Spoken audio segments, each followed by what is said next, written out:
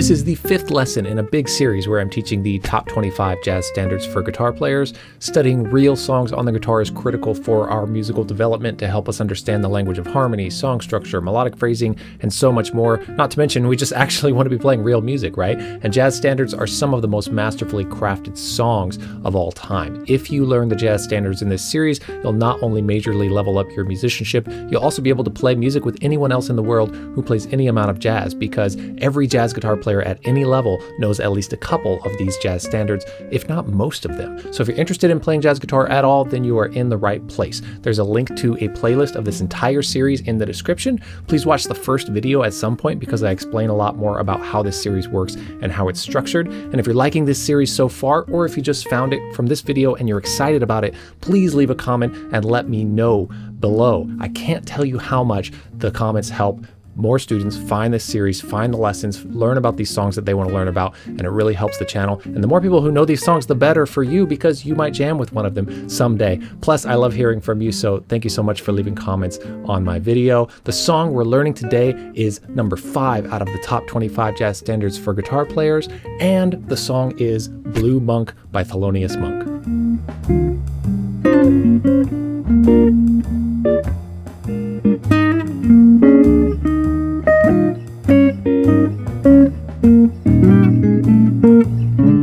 This here is my cat Mink, and sometimes I call him Monk. So he's perfect that he showed up right now to help me out. He's my studio assistant. His full name is Minkus the Panther, and he has a purr track in my intro playing. So maybe you can hear that if you listen very closely. How do you like the Thelonious Monk song, Minkus? He likes it a lot. Okay, let's get into the lesson. Here's what we're going to cover in this lesson. First, I'll tell you about the song Blue Monk and why it's worth learning. Then I'll teach you the melody by clearly demonstrating it on the guitar with notation and tab on the screen, showing you exactly where on the fretboard I recommend first learning how to play this melody. I will show you the scales that the melody comes from. I'll teach you the Blue Monk guitar chords by demonstrating both the easiest chord shapes and the most common chord shapes for this song, all with chord diagrams on the screen. And it's just a blues form, so it's a really useful chord progression to learn, which I'll talk about more in this lesson. I'll teach you the scales you can use to improvise over Blue Monk, and I'll give you both a complete version of the scales and a simplified version of the scales, all with demonstrations and scale diagrams on the screen showing you exactly where on the fretboard I recommend mastering them. Every lesson in this series includes a unique piece of advice for how to truly internalize jazz standards on the guitar, so I will share that. Blue Monk is a 12-bar blues tune composed by Thelonious Monk in 1954, and it's one of his most famous and widely played compositions. Monk was known for his highly unique and innovative approach to jazz piano, with angular, dissonant sounds, unexpected twists, weirdness, oddness, and although Blue Monk is one of his most straightforward and accessible pieces, it still retains some of that rhythmic quirkiness that is the essence of Monk's style. Learning from the blues and learning the blues form in general is absolutely essential for any jazz guitarist, because so many jazz standards use this exact same chord progression. And once you get comfortable with it, you'll have a huge head start on dozens of other tunes. I could have selected any number of jazz blues standards for this list, but I chose Blue Monk specifically because it's one of my personal favorites.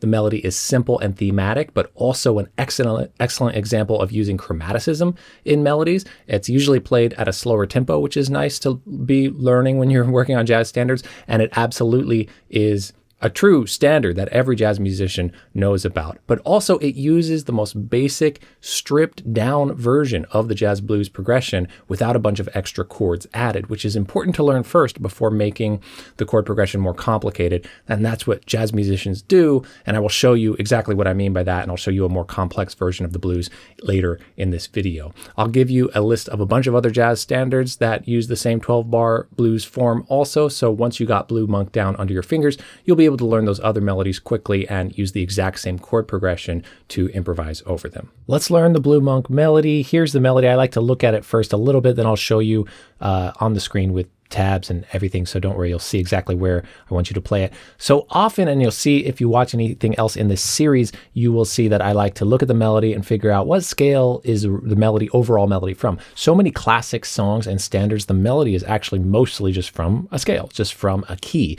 The blues is a little different usually, and this song, you can see it has a ton of chromatic notes being notes that are outside of the key. It has a ton of these accidentals. So there's all kinds of chromaticism going on here, which is part of the value of learning this melody. The other thing I want to point out here is that this theme that we have here, and you'll hear this sounding really odd, we have this specific theme here, ba ba ba ba ba ba ba ba, and then that happens again here, that happens again here. But here, it's the same thing. Notice it starts on beat 1, starts on beat 1, starts on beat 1, starts on beat 2. Same thing though. That is classic Thelonious Monk, shifting things, making it weird, making it feel kind of like what just happened.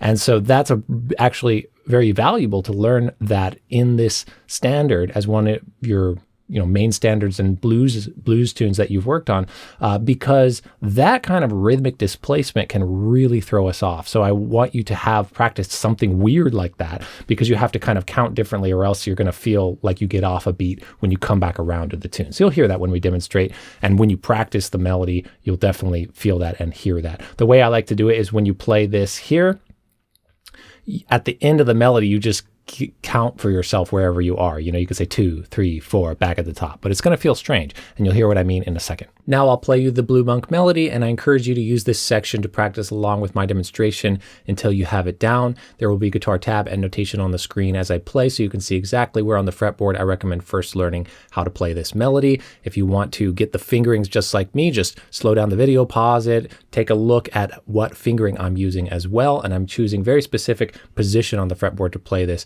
on purpose. Here is the Blue Monk melody at 100 beats per minute.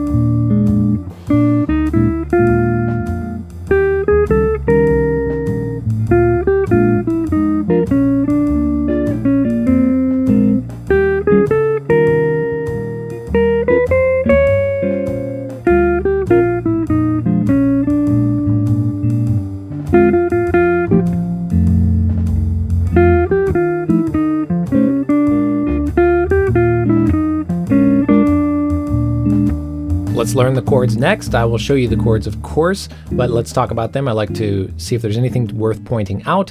And here, well, we have the most basic stripped down version of the jazz blues form that you could possibly learn. And later we're going to add chords to it just for me to show you this is how jazz harmony works, that simple chord progressions can be taken and a bunch of harmony can be added to it, and we will kind of mutate the blues form in a second. But this very basic version is the 1 chord here, and yes, it's dominant 7. This is unique to the blues.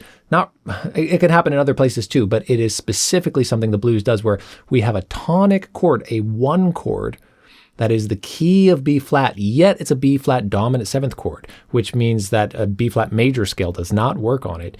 It would have to be a B flat mixolydian scale. We'll talk about that in the scale section in improvising next. But we have the 1 chord and then the 4 chord, then back to the 1 chord for 2 bars, then the 4 chord for 2 bars, then the 1 chord for 2 bars, then the 5 chord for 2 bars, and then back to the 1 chord. Simple as can be. The only way it could be simpler is if you take this out, and that is possible too. You could, in some blues forms, just play the dominant 7 chord for 4 bars, the 1 chord, ignore that change, so it's 4 bars, then it goes to the 4 chord here. But in jazz, almost always you will, on the second measure, go to that 4 chord here.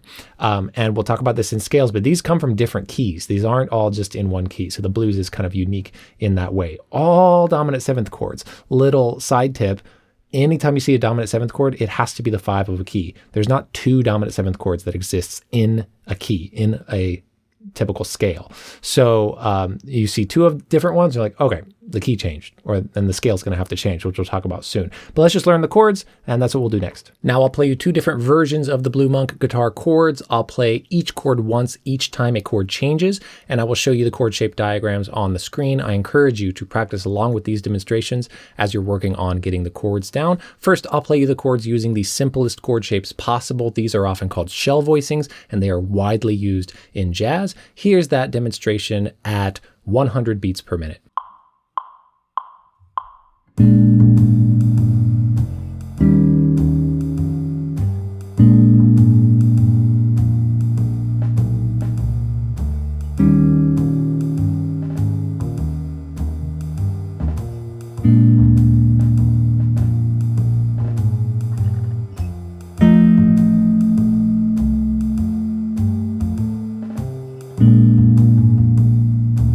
Now I'll show you the most common chord shapes that a jazz guitar player might play for the chords of Blue Monk and on a blues form. These have an extra note in them, so it fills out the sound a little more. This demonstration is also at 100 beats per minute.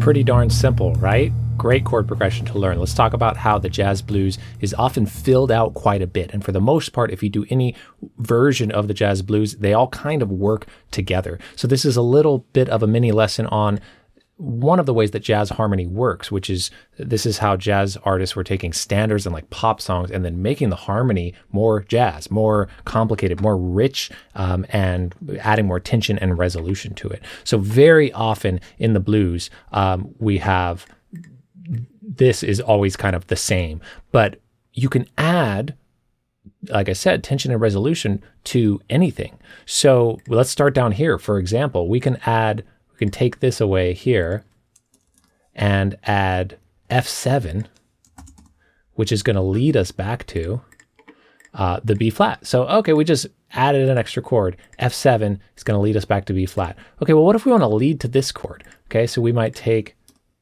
that away and put the 5 here, which is already B7, but what can commonly be done is have an F minor 7 to B7, B flat 7, I mean, there. Oh, now we have a 2-5 going here. And very often the 4 chord, this is the 4 chord of the key. Very often in a blues, you'll see this go up a half step and be a diminished chord. So diminished in this case is that. So diminished 7 for a measure there. So now it's, wow, it's getting much more complicated. And then here, this is a very typical turnaround in the blues where you'll actually go to G7 there, or the 6 chord as a dominant 7. And then here, instead of just straight to F7, this F7 is going to move here. You don't need to remember all this. I'm just showing you how we're morphing this into a blues form that you might see.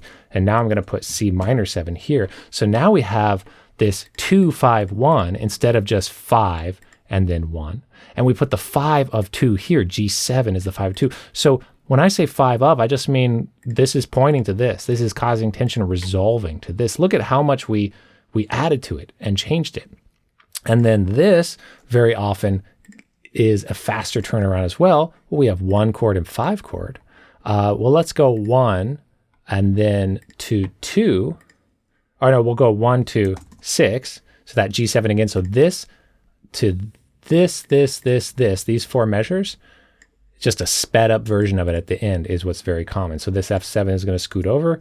We're going to do C minor 7 there, and we're going to do F7 there. So there you have it, is kind of the full decked out version of the blues, jazz blues that you might see. Now, if someone's improvising with this in mind and you're playing the basic version that we learned for Blue Monk, it's going to work. It's going to sound cool. It's going to sound great. And if you ever don't like the sound of something, you can investigate, why is that clashing? Okay, let's maybe coordinate. Let's make sure we're doing the same thing. But this is not really reharmonizing. It's just adding density to it, adding extra functional harmony to it. So if you are learning other blues, jazz blues standards, some of them might have much more of this filled out. Some bebop jazz blues standards will have kind of typically more of those chords in there, but master that essential basic form first, and then you'll have a much better understanding of this being kind of optional, this 2/5, this being kind of optional. You can just play the big changes. You can improvise over the simple version we learned while someone's playing these chords, and it's going to sound great. It's going to sound really cool.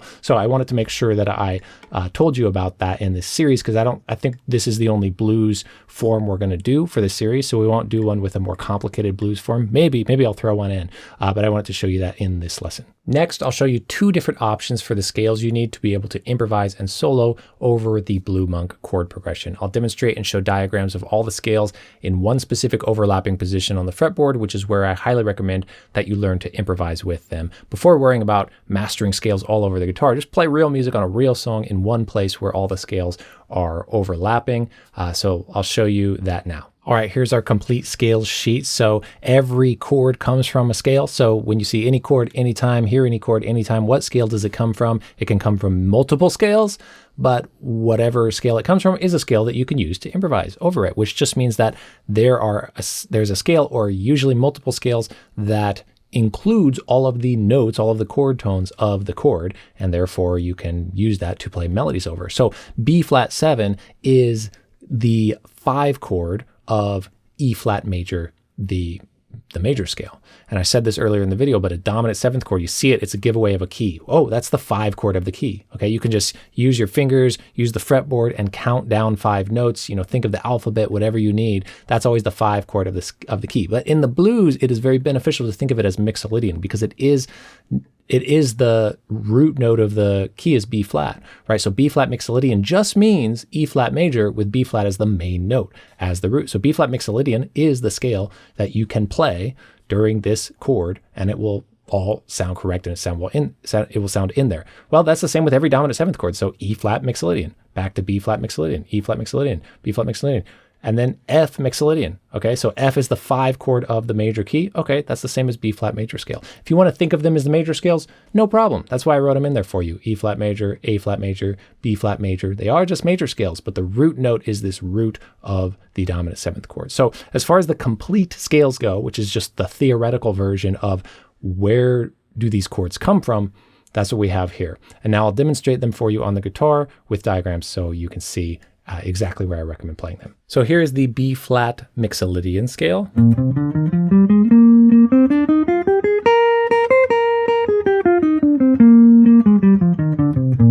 using my root to root method for practicing scales, especially because it's a mode. Sometimes I'll do it that way for you, sometimes I won't.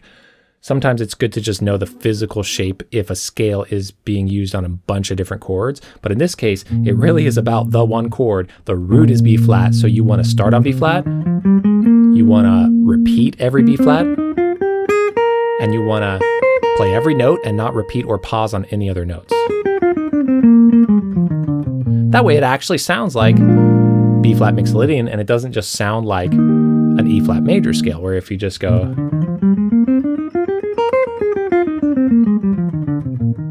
I landed on the root of E flat major just to drive that home, that it can just sound like E flat major. So now that was B flat mixolydian. Here it is one more time.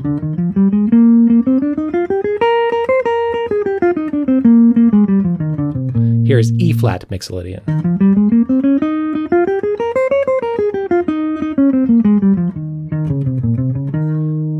And here is F mixolydian.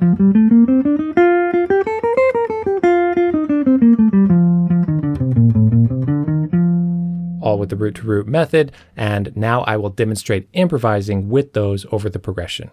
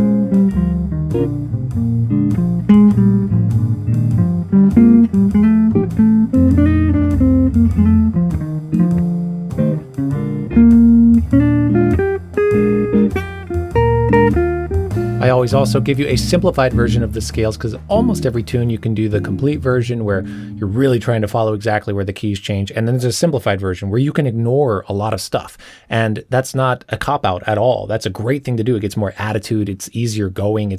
It's a great thing to be able to do both, so you can be really detailed, follow the changes, and then you can just let loose and work on some, energetic rhythmic stuff. This is what great jazz musicians are doing all the time. Well, the simplified scales for the blues is just the blues scale. So congratulations on coming back to just jamming on the blues scale. But we all know that that's very dangerous if that's all we do, for a lot of reasons. You can just not know where you are in the form. You can stop listening. You can just noodle a bunch of licks that you've played a million times and not sound good. So the best thing to do is to use, if you want to use this, if you like the sound of it, it's going to sound great the whole time. But a few tips. One, be careful with your phrasing. Really try to say something tasteful using your phrasing, meaning, where you're pausing and how you're reacting to what you played.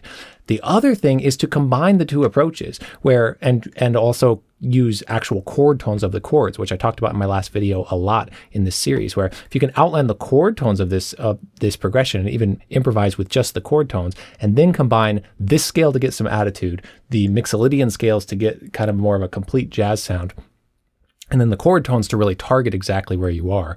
And then maybe, even throw in some outside notes and some chromatic notes, which obviously the melody of Blue Monk does for us. Well, then you're really cooking with all the complexity that you could need to express yourself, so long as you are just trying to actually play fresh ideas and work on your improvisation. So I'll do a demonstration now of playing with the blues scale and mixing it in a little bit with the Mixolydian scale and a little bit of chord tone targeting, so we can hear how that sounds, because we all know how the blues scale sounds on everything. And of course, it always sounds good. So here's that demonstration.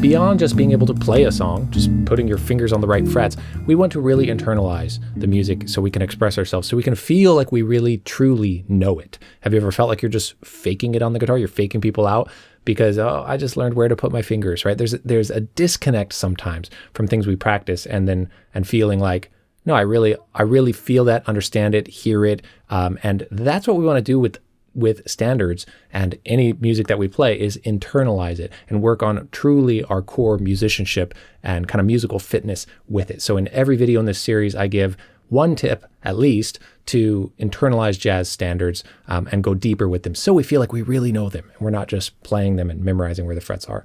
So the tip in this video is that it's really helpful and beneficial and inspiring to know the history of the song and know the information about the song that you're learning. To go deeper on a song, it's better to learn one song really deeply than to learn 100 in a shallow way, because that one song is going to have stuff that's happening in music in thousands, millions of other songs.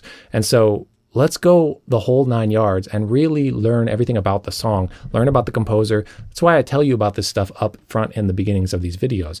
The composer, when it was written, when it was recorded. We want to know about these things. And so just to even a quick Wikipedia read is enough to inspire you and make you feel more connected to it. And this actually really does make a big difference. It's like when you go to a concert and there's a program and you read through it and you get a little information on the composer, you get a little, and it really helps you feel like, oh, wow, I know what to listen for now. I know what to pay attention to, and I feel more connected to it. So don't work on a song if you're serious about the song. Don't work on it without learning about the song, the history of it. And that is my tip for this video. And all these tips apply to everything you work on. It's not for just the song we're talking about here. I'll give you my Blue Monk guitar listening recommendation in 1 second. But first, We talked about chord tones just a little bit here, and I talk about it in other places on my channel and in this series. And I said, try to outline the chord tones.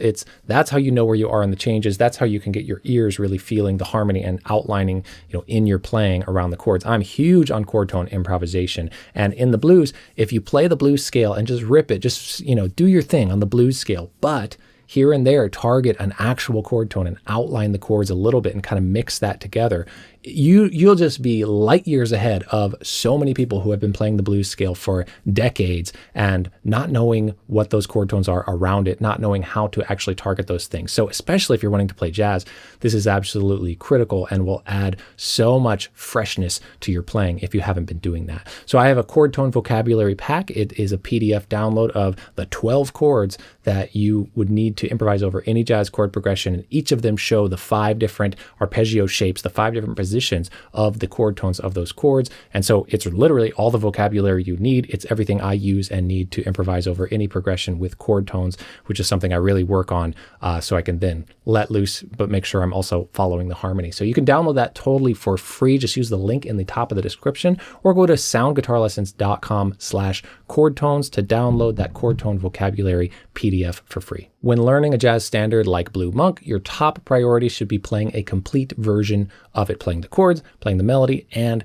improvising a solo. I say this in every video in this series because that is the point of this. We want to play real music. Even if it doesn't sound good at first, even if it really sounds bad to you, your goal is to play a complete version of the song. And this goal will rapidly improve your playing better than anything else you could ever do, because you feel like you're actually playing music. You have an outlet for everything. You'll realize what you need to work on if you want to do other exercises, which I totally advocate.